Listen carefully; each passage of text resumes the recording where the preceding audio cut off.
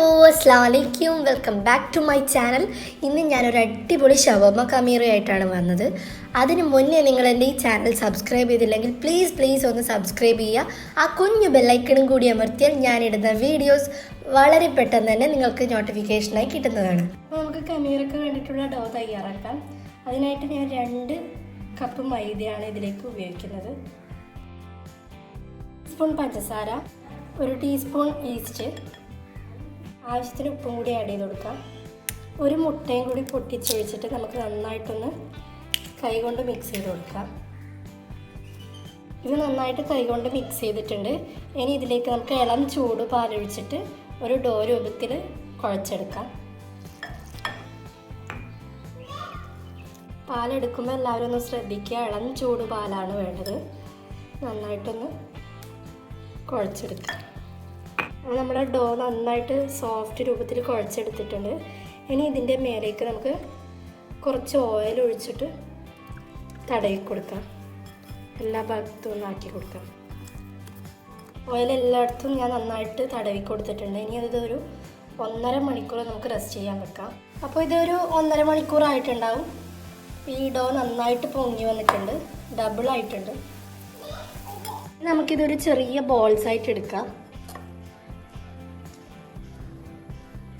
ഇങ്ങനെ ചെറിയ ബോൾസായി എടുത്തിട്ട് ജസ്റ്റ് ഒന്ന് കൈയോട് ഇങ്ങനെ അമർത്തി കൊടുക്കാം.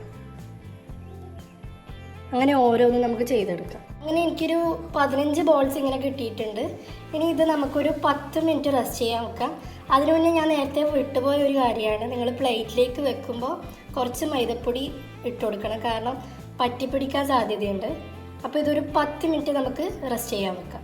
ഇതൊരു 10 മിനിറ്റ് ആയിട്ടുണ്ടാവും. ഇനി നമുക്കിതൊന്ന് മുട്ടയിൽ മുക്കിയിട്ട് ബ്രെഡ് ക്രംസിൽ കോട്ട് ചെയ്തെടുക്കാം.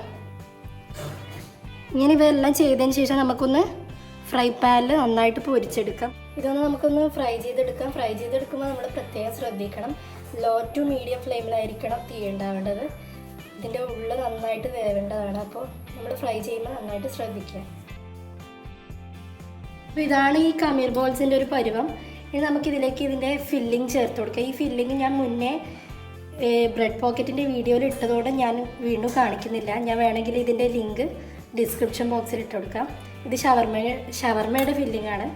നമുക്കിതൊന്ന് കട്ട് ചെയ്തിട്ട് ഇതിൻ്റെ ഉള്ളിലേക്ക് ഈ ഫില്ലിംഗ് നിറച്ച് കൊടുക്കാം. അപ്പോൾ ഇങ്ങനെ കട്ട് ചെയ്തതിന് ശേഷം നമുക്ക് ഈ ഫില്ലിംഗ് ഇതിലേക്ക് നിറച്ച് കൊടുക്കാം.